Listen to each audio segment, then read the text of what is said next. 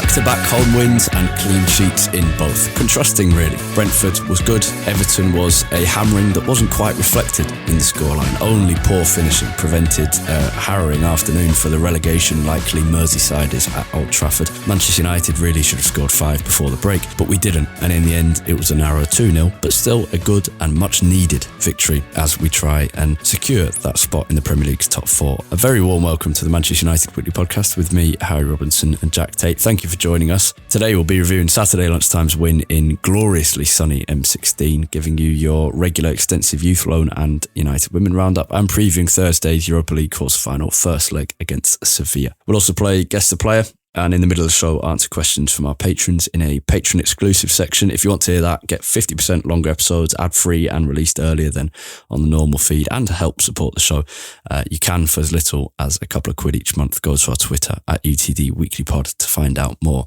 Jack, record-breaking first half, 21 shots in that first half, just the one goal. We had 3 one-on-ones, 2 for Anthony, 1 for Rashford, 1 open goal that Aaron Wan-Bissaka missed, but no goals until a lovely bit of play from Rashford, Sancho, and then McTominay. At one point, it was very frustrating, and even at half-time, there was kind of a sense of a need for a greater and larger release inside Old Trafford after having had so many opportunities, but it was a good win nevertheless, and I guess it's a sign of just how good the performance was. That's the reaction we come away from it. I mean, 2 games in a row, first half performances that have been very, very good against Brentford and now Everton. I mean, let's be fair, in similar fashion to how Brentford did, Everton made it surprisingly easy for us. You know, they've played a suicidal high line without really ever getting any pressure on Bruno Fernandes in this deeper role that he was playing. So, we were able to just break through Everton's defence so easily, so many times. And yet, actually, the goal ends up coming from probably one of the very few times Everton were, back in a pretty good defensive shape, and we did manage to play through them. Most of the other chances we had were from these long balls trying to take advantage of the high line.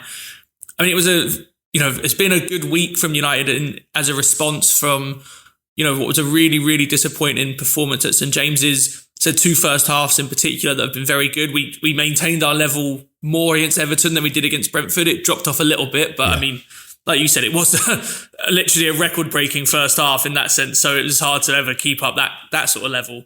Like you said, really the only disappointment is we didn't score 5 or 6, which is what it should have been. Yeah, especially given that we've had some, one in particular, freak result this season, the 7-0 at Anfield, and we've been absolutely battered, and we haven't taken advantage of the days where we could have dished out one of those thrashings, and to a team in Everton who are not a main rival, but it would have been incredibly satisfying. And on a more serious kind of consequential level, that could have an impact at the end of the season with regards to goal difference, because ours at the moment is just unbelievable +7 after this far into the season. It's honestly really funny looking at the table and seeing, I think City and Arsenal's goal difference is around +45, Newcastle and Spurs is like +25, and then we're at +7. Yeah, it's mad. But you're right, the feeling that I had after St James's, the pessimist in me thought, I'm not sure United, I'm not confident going into these Brentford and Everton games, and kind of bigger picture, I'm not confident going into any games where both Casemiro and Eriksen aren't available. But we've got through both of them, and we haven't just kind of got through them, we haven't scraped through them. We've shown, we've laid down a bit of a marker that actually this team has some proper quality. But you are right, that the caveat should be stated that Brentford and Everton's performances at Old Trafford, Everton perhaps to be expected because of where they are in the league. Brentford was slightly more surprising. And you mentioned as well that most of our chances came from those balls over the top, but I did think we looked pretty good at breaking them down as well. And the goal came from McTominay finishing off that lovely Sancho pass through, Rashford with some good footwork on the edge of the box. But there was a couple of chances in pretty similar fashion a few minutes before that. McTominay had one where he dribbled through from the same portion of the box actually, and it ended up going for a corner, and Sabitzer was waiting there to receive it, but didn't quite make it to him. There were a few chances like that. So I don't think you could just, if you were criticising United, I don't think you'd just pigeonhole our chances being created in one particular method. I mean, we've seen some better signs recently for United being able to kind of break teams down that do want to sit deep against us. It's obviously been a massive struggle struggle for us, especially last season. Been a bit better this year, but that was mainly when, Casemiro and Eriksen were in the team. Without them this week, Brentford were sitting deep at times, and, we sort of struggled to break them down in that we can put the ball in the net, but we still created a good amount of chances, and the same against Everton. This performance, I think, was good in the variety United had in our play.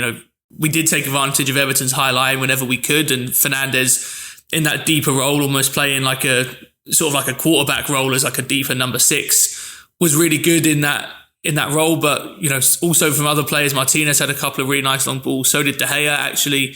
One in particular through to Anthony where he should have got a shot away. But yeah, then when Everton did retreat into their shape, we weren't exactly carving through them, but we did create some good openings. Like you said, the goal, the Sabitzer is like that was pretty much the first shot of the game, I think, where he gets the ball in from the left and turns and it got sort of deflected just wide. There are a few other occasions too where, good balls came into the box. I think what United have improved at, that I've really noticed over the course of this season, we're just moving the ball a lot quicker when we are in scenarios where teams are sitting deep against us. I still don't think the movement and sort of the play is quite incisive enough, and you can tell there's still a long way to go in sort of getting players on the same wavelength, especially when players like Sancho and Anthony play. But I think there has been a massive improvement in that last season and before that, to be honest. Pretty much all of the time when United were trying to break down deep blocks, it ended up with us basically just giving the ball to Fernandes on the edge of the box and hoping that he would do something. And we just seem to have a lot more options now. And that's both, I think, because players are playing with more confidence, but also I think we've just got better at moving the ball and shifting the play to different points of attack much quicker than we used to. Yeah, there is much more variety in how we play. To be honest, I found a lot of I thought it was a good win and a very good performance, and I was delighted with it. And it was a absolutely glorious day in Manchester. It was just, it made you think, imagine if we could have this weather for every game. It was just amazing. But I thought a lot of the analysis after was a bit over-egged in kind of the sense of how much people were highlighting the changes in United's teams. You mentioned the Fernandes quarterback, and I thought, yeah, Bruno in that deeper midfield position worked in this game. But only a week ago at St. James's Park, we were saying, and I think we stand by it, yeah, in that game, it held United back because Anthony and Sancho and Weghorst couldn't play off Fernandes because he was too far deep and everything was disconnected. In this game, because of the way that Everton set up, it worked a lot better. I think there were quite a few things like that as well in terms. I thought the difference wasn't where Bruno was, because Lisandro Martinez can play a lot of those passes as well, and did play some of them. And Harry Maguire actually can play some of those passes, and even Victor Lindelof can play some of those passes. I thought the difference was there were a few more runs being made. Rashford makes those runs all the time, doesn't get picked out enough. The difference was Sancho and Anthony were making them a bit more. But again, I think that's because of the space that Everton gave you there. There was still plenty of times where Rashford and Sancho actually a lot of the time, and I think possibly his teammates pick Sancho out a bit less because he hasn't quite got that same pace. Plenty of times where their runs were ignored. It was just what was strange is, I don't know if this was just the quality of the passing from Fernandes or whoever was doing it, but what was strange is so many of those balls over the top, particularly to Anthony on that left-hand side, and Ben Godfrey made up some ground really well, especially on one of those occasions, but also a few times throughout the first half before he came off at half-time. But what seemed to happen is the ball would go over and it would look like one of those classic ones where you're like, oh, good idea, good run, good all round, hopefully it comes off next time. And then it would just somehow seem to just about kind of sail above the defender's head, and you think, how's it? Maybe it was where I was sat. I don't know what you thought on TV, but the balls didn't look like they were going to their intended target, and then they did. There were quite a lot where I expected Pickford to come out and just hoof it clear, as like he always does, but it just didn't happen. And there were quite a few where it was Godfrey at left back playing out of position. Especially just kept misjudging so many of those balls over the top. Are there any other things that you particularly noticed in the game on Saturday that were different from United, or do you agree that it was predominantly Everton that opened up for us? I think it was that. I actually thought Maguire did really well coming in. Yeah. It was a sort of perfect game for him in that he wasn't put under a huge amount of pressure, and these kind of long balls are one of his best qualities. Playing at that kind of right-sided centre-back as he has been this season. So many times he would play great switches out to Sancho or Malacia, out on the left. I thought Sabitzer, actually against Brentford too, playing a little bit further forward, I think has had two of his best games for United. Yes, another midfielder that United have who plays better further forward. Yeah, exactly. Every single player except Casemiro, basically. But I mean, and to your point you mentioned about Fernandes in that sort of deeper role, you are right that, we were maybe not critical of his performance, but just saying it didn't really work against Newcastle. Yeah. And I think whether he works in that role is completely dependent on the game state and the way that the opposition are going to play against us. Because especially at home, when we are going to dominate the ball, that's exactly where you want him in that scenario, because he can help us in deep build-up, especially when we don't have Eriksen and Casemiro, who are usually the ones that will help us kind of do that. In away games, and not necessarily just away games, but any game where you think United won't kind of dominate possession and where teams are going to put us under more pressure, Bruno Fernandes is not good enough. He's not secure enough in possession, really, to be trusted to play very deep in his own half under pressure, because he will try these very difficult passes. And in a game like against Newcastle, where we're already kind of under pressure, already trying to kind of stem the tide of the game, quieten the crowd down, and most importantly, just get our foot on the ball, because we had so little possession. It's really tough, because anytime you win the ball back, if Bruno Fernandes is then sort of the immediate person it drops to, or the immediate sort of first out ball, probably 6-7 times out of 10, every 10 times he gets it, we're going to lose it straight away.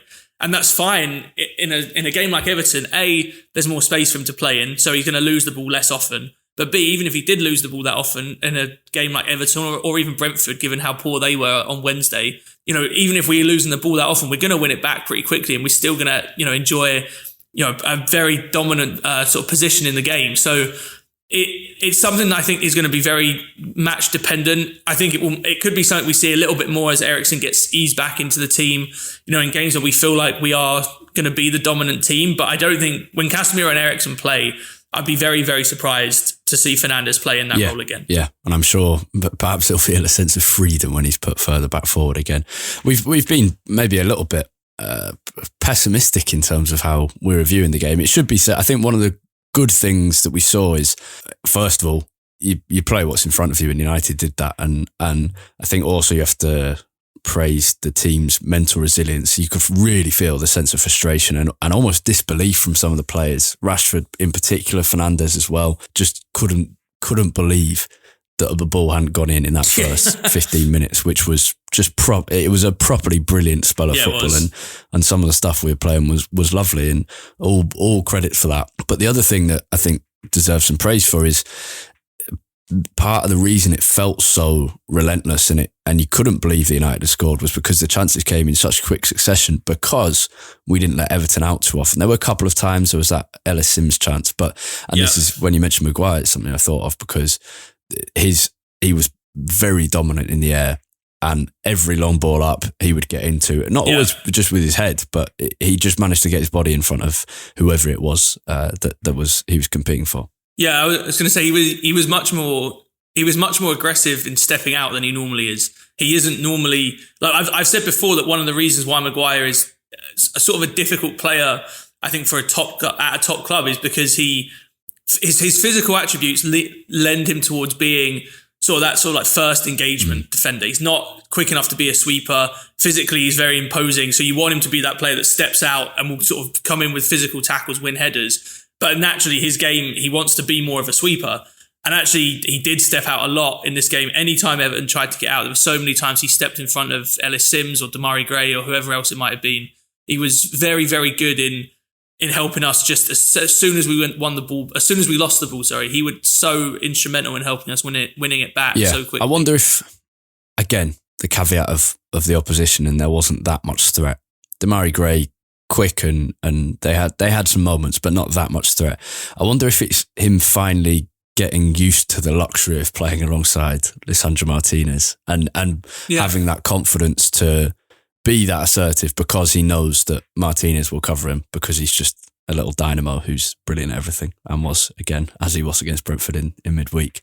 Because there was an interesting quote from Ten Hag. I don't think this affects that much. I to be honest, I can't see Maguire being here next season because of his perspective more than United. I think Ten Hag would be very happy to keep him as the third choice centre back or third/fourth, and rotate with Varane when it was appropriate. I just can't see Maguire kind of accepting that kind of role. But interesting quote from Ten Hag, who said, "This is a different Harry Maguire to what I've seen in the first weeks and months. He's taking so much initiative, dominating his opponent, stepping in, bringing passes. So a really great performance from him," which is kind of the similar point that we were making, that just assertiveness and proactiveness, which is one of the things we were so elated by when we saw Lisandro Martinez start to put in those first great performances against Liverpool, and then in the weeks afterwards that proactiveness that we hadn't seen in United's defence. And Casemiro as well. I remember after his first couple of good performances, his first few games were a little bit shaky, but after his first, I think it was Leicester where he had that mixed one where he gave the ball away but also provided the assist, but also he just kept stepping out of the area to block shots and to make tackles, and it was the proactiveness of that defending that we enjoyed so much, and that's what Maguire did as well. We'll talk about a few other individual players after the first Guess the Player clue, which you can give me because I'm guessing this week, unless you've got anything more to say on Harry Maguire. I was just going to say, I'm with you that I don't think he'll be here next season, partially, like you said, because of his own sort of ambition. But I've got to say, we've talked in the past that neither of us think that Maguire is, even when he was at his best, sort of he wasn't the best United captain. But I got to say, I have gained some respect for him this year in just how well he has done, I guess, adjusting to the new role and not kind of causing any issues there. Not that there was, he hasn't really shown himself to be that kind of player in the past anyway, but as club captain, it is obviously a little bit embarrassing to be benched as much as he has, but I think he's dealt with it quite well. He's saying all the right things in interviews, including after the Everton game, said, it's my job to come in and play, and I'm ready to help us win however we can. So I just wanted to say, I think it's all a performance. It deserves a little bit of yeah, exactly. And you know what? It's also probably partially as well about making sure that he looks as good as he can for another move at the end of the season. He did mention in the interview, like, I haven't lost since the second or third game of the season, which I found quite funny that he was he's clearly remembered that one. So, but it's, I'm torn on his interviews because I often think they do feel like kind of PR statements of they're kind of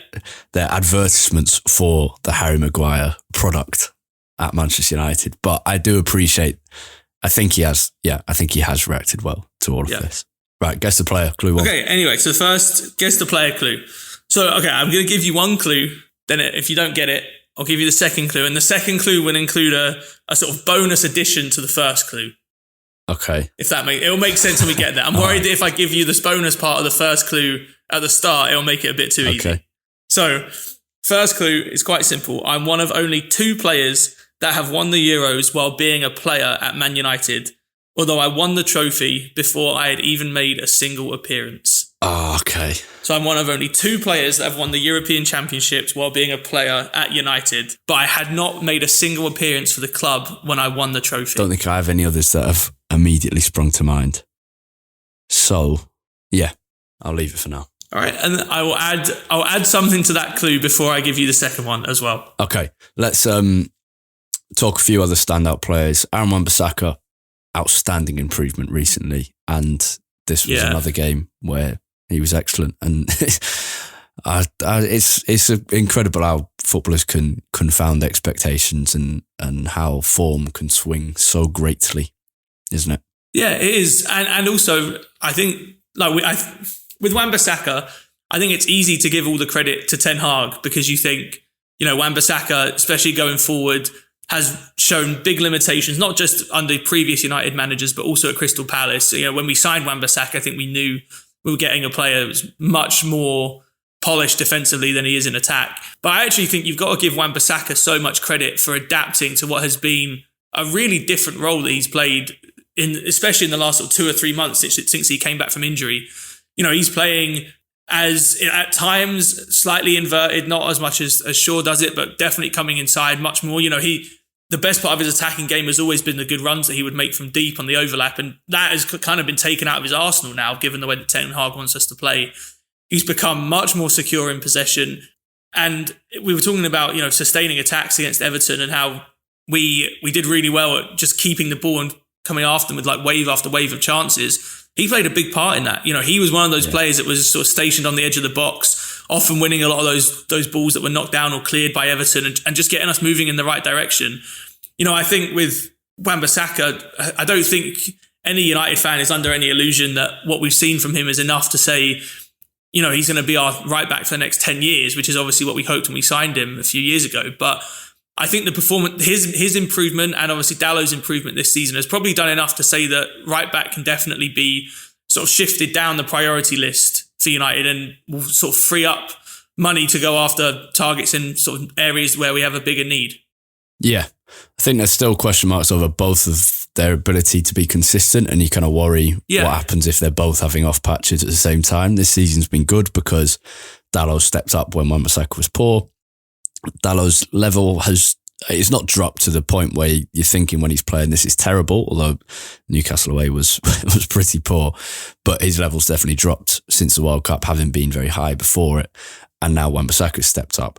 I think it partly depends how United are going to play, isn't it? Because depending on what role Ten Hag foresees for those fullbacks in the kind of 18 months rather than in 6 months. And I can't imagine Wan-Bissaka will be his long-term choice. No. I could even see United signing a right back this summer if the right deal's there.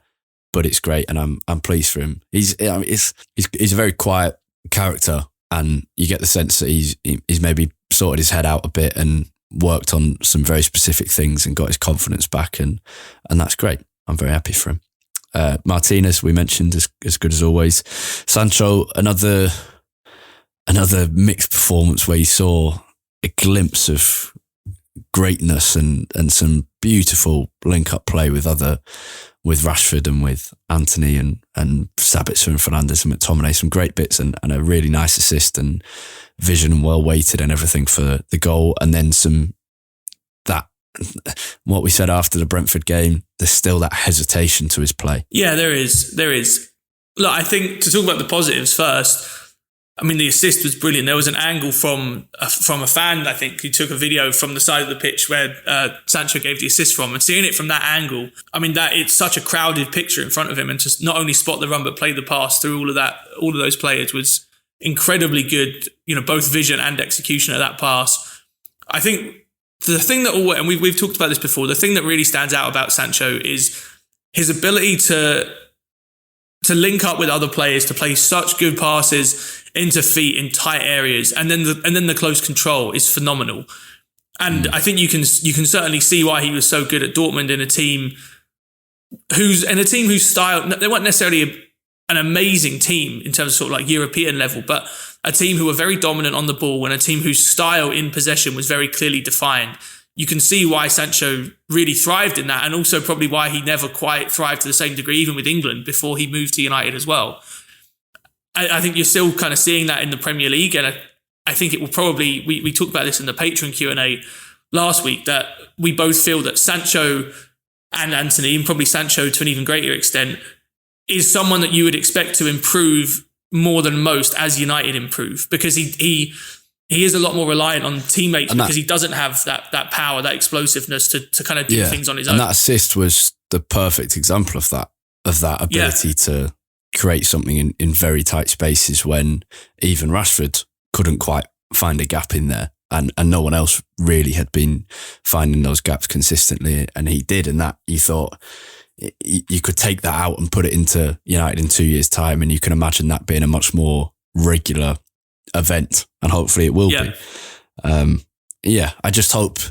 think we're seeing very, very gradual progress, but I hope it is actually progress and it's not just kind of papering over the cracks with him. Yeah. The thing that's tough with Sancho is he looks good when we play well. And he obviously has. I thought he had a good game against Brentford on Wednesday. I think he had another good game against Everton on Saturday. The problem, though, I think, is when United are not putting in a good performance, like we did against Newcastle, he isn't the kind of player because of the way he plays, not because he doesn't have the right sort of mentality or anything like that, just because of the way he plays, he isn't really the kind of player that is going to, step up and drag us through one of those games in the same way that you would say of like a Rashford might. And I think because of that, it's quite easy at times to think that he is a big part of the problem. And I don't know that is necessarily the case, but it's just quite easy. There was a time where you might have laid that charge at Marcus Rashford's feet as well. Yeah. And look at him now. So I think all players have the capability to do that. I think some of them choose not to. But I guess with Rashford, it's more like with Rashford, his style of play makes it easier for him to be that person who like drags us through and gets us a result in a bad performance. Yeah. As we've seen at times actually throughout this season. I know he hasn't always done it in the past, obviously, for various reasons. With Sancho, let's say in 2 years' time, when we hope that United will be a very, very good team, let's say we're really dominant on the ball and Sancho is, a world-class player for us. Even at that point, I'm not sure that Sancho will ever be the kind of player in a bad performance to be like, give me the ball, I will take this game by the scruff of the neck and I will drag us through and get us a win that we need here. I don't think he's ever going to be that player. But I agree. I don't think that's just because of how he plays. I think that's also a mentality thing, which is kind of what we've seen since he joined. That doesn't mean he can't be successful at United at all, but it means no. I don't think he'll be the main man. McTominay, who got the goal, we haven't even mentioned Martial, also good when he came on. It's a lovely option to have. We kind of spoke a little bit about that after Newcastle and Brentford.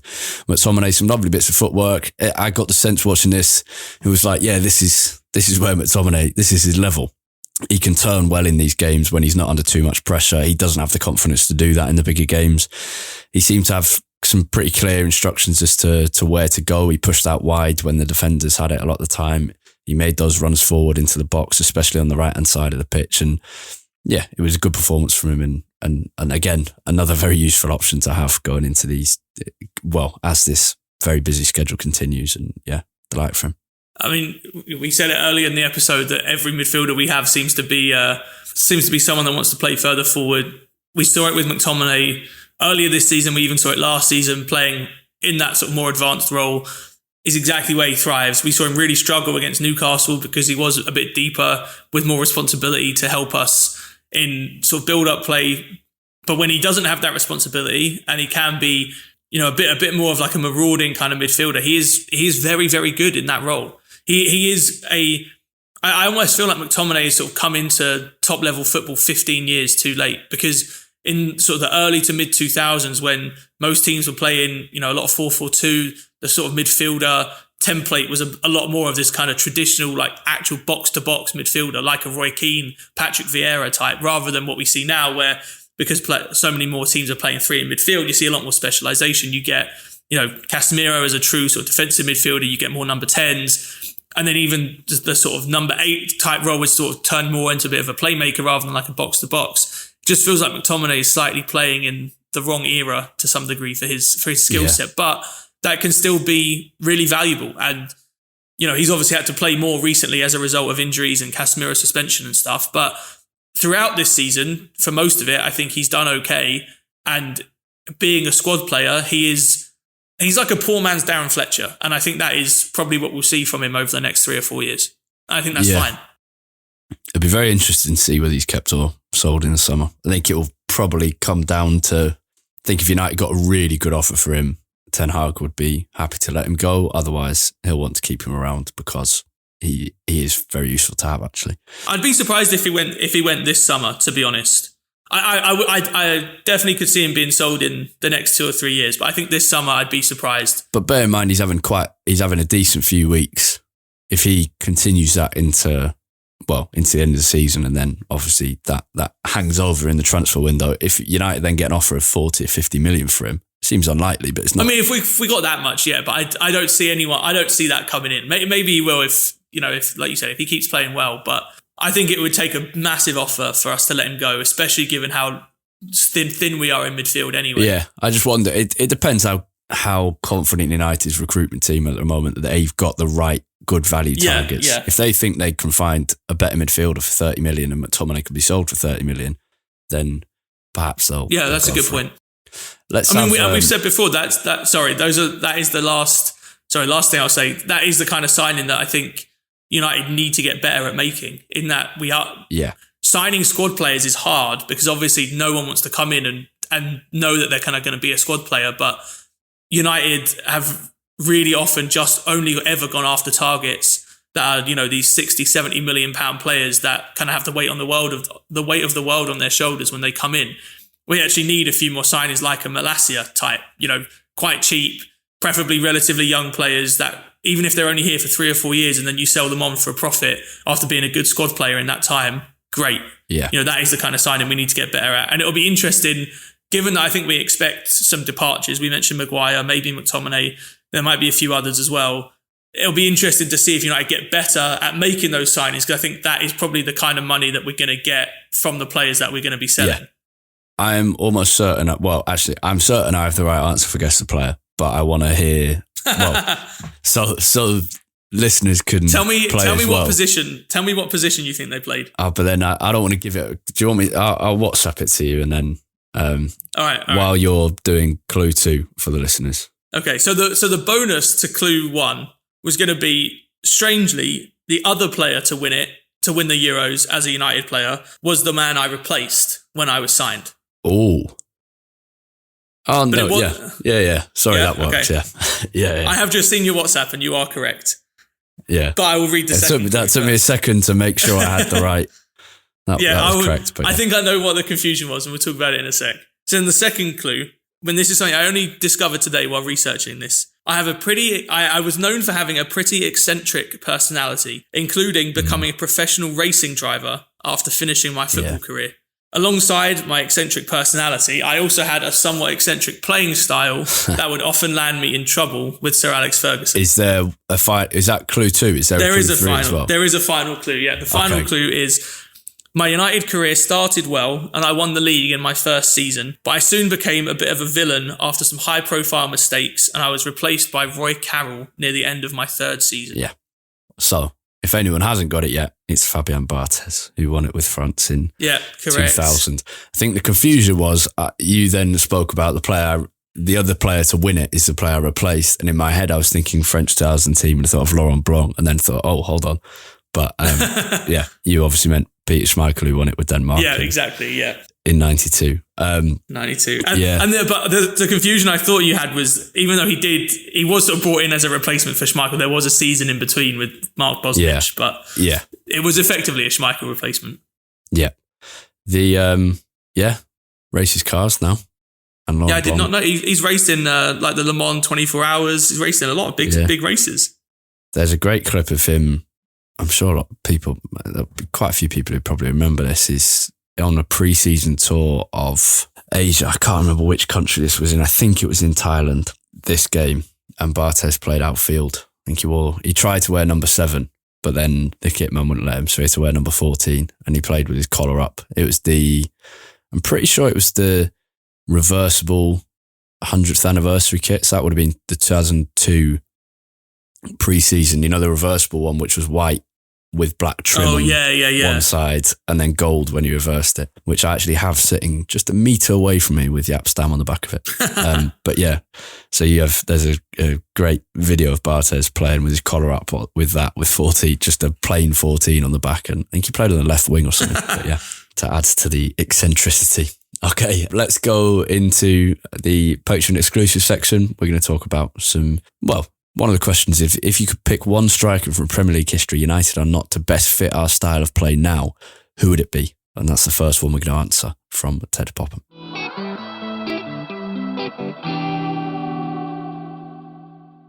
All right, back from the Patreon Q&A. It's just started pelting it down in Manchester. It was, as I said earlier, it was an amazing couple of sunny days. In fact, 3 sunny, beautiful days in a row, and we've returned to normal now.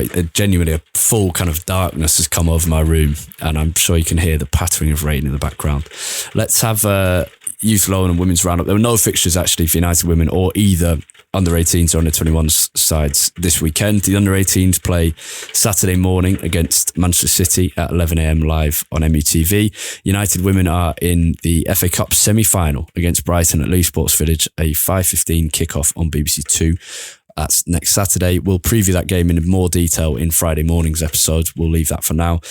Plenty of opportunities for loanees, though, this weekend. 2 Football League match days across the bank holiday weekend. One on Good Friday, one on Easter Monday.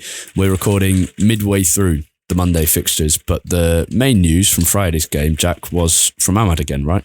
Yeah, the star man yet again.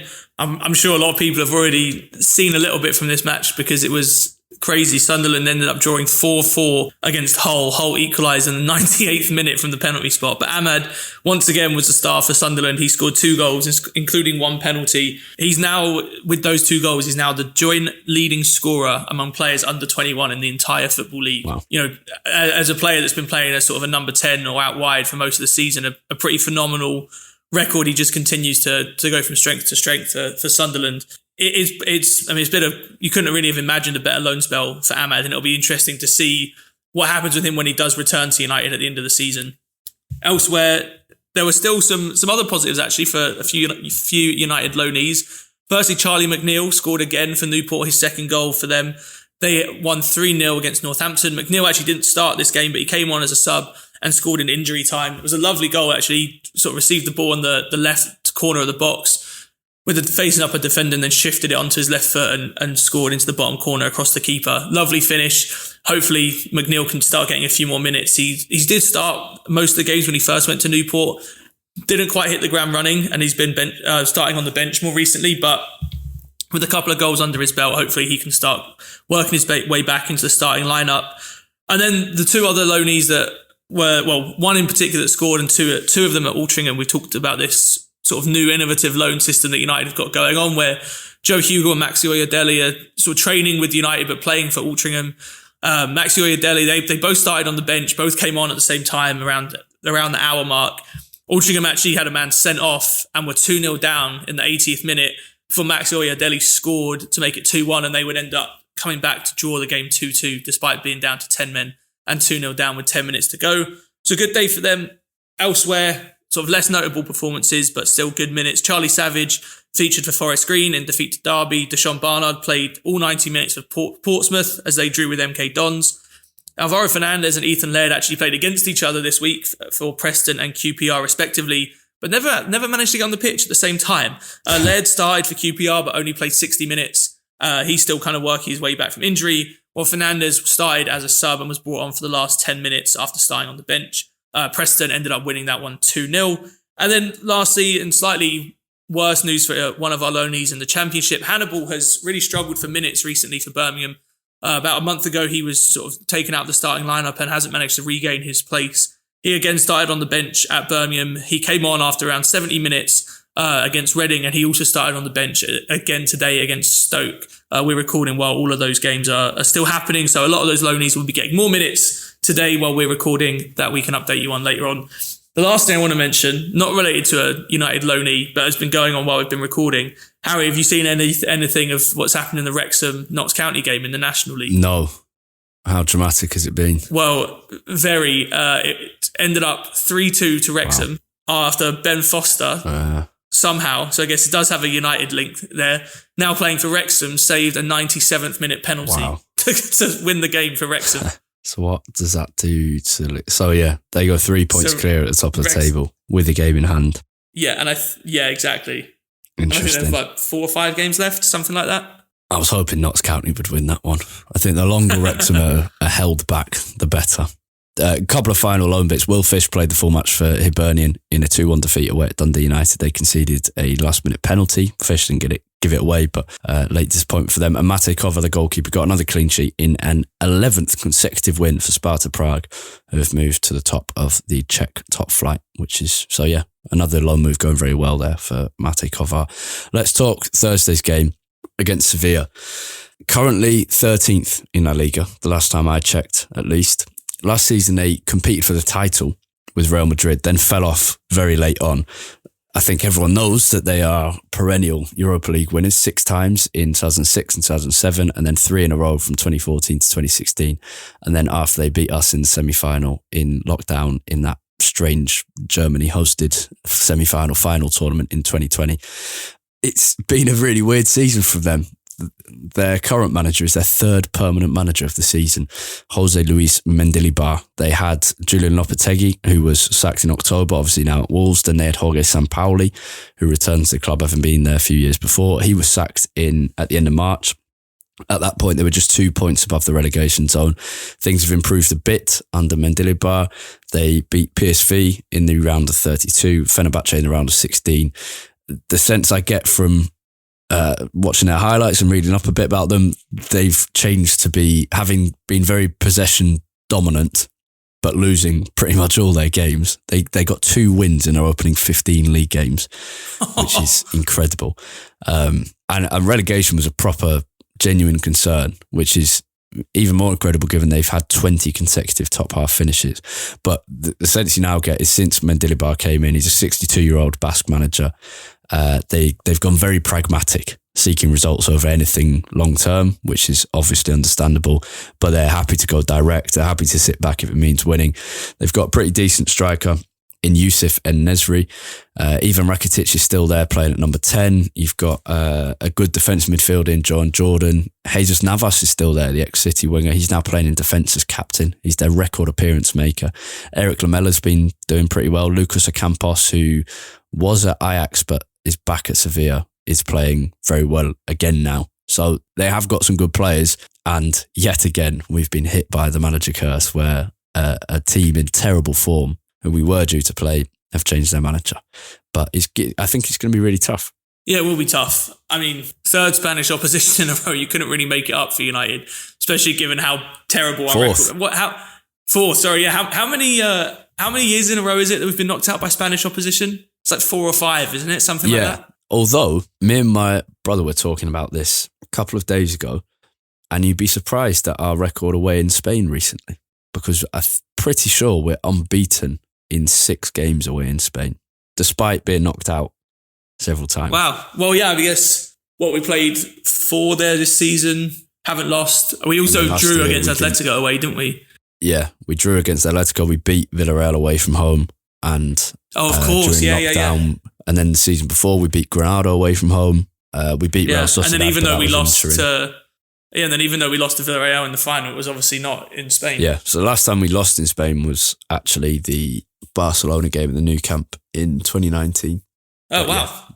So our record is much improved against Spanish teams. The biggest thing for United is getting Casemiro back, obviously, and he'll come back being very refreshed, having not played very, very much in the last couple of weeks. That is a huge, huge boost for us. Rejoice. Eriksen probably won't start, but yeah. Christ has risen. I mean, the big worry, which actually we haven't even mentioned yet, is obviously the Rashford injury. I'm surprised we haven't had any news at all about it yet. I thought, we're over 48 hours after the game against Everton now. I thought we'd have some news about the extent of that injury. Everyone's off on holiday. It's the bank holiday. Well, true. I genuinely think that's probably right. You think Rashford's injury would be important enough to get over that problem? But I'm sure they're aware of what it is in the club. I mean, The reporting lines aren't quite there. Yeah, it seems to be it's a groin injury, and I fear it could be a couple of precautionary weeks out. Yeah, I mean, it didn't. Just trying to read into it as people with very limited medical knowledge. It didn't seem like it was going to be season ending based on how he pulled up and how he walked off the pitch. It clearly wasn't a terrible tear where it can take months and months to heal. But I mean, he was walking off very gingerly. It would surprise me if it's anything less than a week and a half, 2 weeks. The thing is, at the moment, that makes injuries so difficult for United to deal with is even a minor injury means you miss 5 or 6 games. A 2-week injury is effectively missing 5 games, 6 games. And that is, obviously a massive, massive thing for us to worry about. So I think if Rashford is fit, which I doubt it, I'd be very confident. Yeah, it seems like Shaw probably will miss this game as well. We'll get an update on Wednesday when Ten Hag gives his press conference, but I think that's another massive miss. And I did think, I thought Malacia was fine against Everton, but I did think in that kind of brilliant opening spell, I thought if you had just Shaw's quality of ball here, I think we'd be 1-0 up earlier than we were. And when it's going to be tighter margins, which I think it will, maybe we'll be proved wrong and it'll be like Real Betis and we'll be concerned and then just blow them away. But I just don't see it. I think against the team, I mean, this is silly given we've just played Everton, but what the point I was going to say is against a team who are kind of got in the mindset of a relegation fight and will just come to Old Trafford hoping to get a draw and take that back to Spain, it could be pretty tricky, but we're playing well. But yeah, Rashford and Shaw, those two out, big miss. On the other hand, Casemiro back. So yeah, I think we'll win. Over the 2 legs or this week? Both. Okay. I think I think it's going to be stressful. I'm definitely not expecting a Betis kind of performance, but I am confident that we'll win over the 2 legs. Good. I'm going 2-1.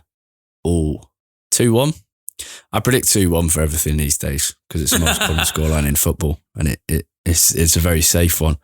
But I don't know if I actually do predict. Yeah, I'll go 2-1. I'm imagining a similar tie to when we played AC Milan was that the semi-finals or quarter-final in 2020, 2021? Yeah. I think we're going to draw at home and win away. Yeah, so I'm going 1-1. Yeah, as I said, 2-1. I can really see 1-1 happening. Them scoring with a quite late goal after we've dominated, but only managed to score 1 goal. Yeah, I could absolutely see that. Which is I could definitely see Sevilla coming out playing quite defensively, really trying to just take the sting out of the game first half. And then suddenly you sort of feel in the second half and start to grow into the game. United miss a few chances. Yeah. And then all of a sudden, last 20 minutes, they're playing great football and we're under the cosh a little bit. Yeah. What an optimistic way to end it. But the important thing is we've got through 4 games without Casemiro and only one of them was rubbish. The other 3 we won. So that'll do. It really will. Now let's see how we can get through games without Rashford and Shaw.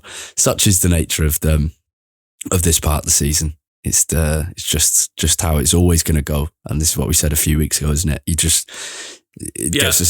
get the sense that Ten Hag's just seeing how far it can go. And this is how far. A few players injured. Let's see what we can do on Thursday. It's going to be exciting. And then, FA Cup semi-final for United Women on Saturday as well. So a big week for the club all round. For our reaction, we'll be reacting to the Sevilla game on Friday and previewing the FA Cup semi-final for Mark Skinner's side. And then we've got Nottingham Forest away on Sunday. So we'll be reacting to that next Monday evening / Tuesday morning. Until then, for our thoughts throughout the week, you can find Jack on Twitter at UTD Tait, Tait. You can find me at Harry Robinson64 and the podcast itself at UTD Weekly Pod. Thank you very much for listening. Have a great week. Goodbye.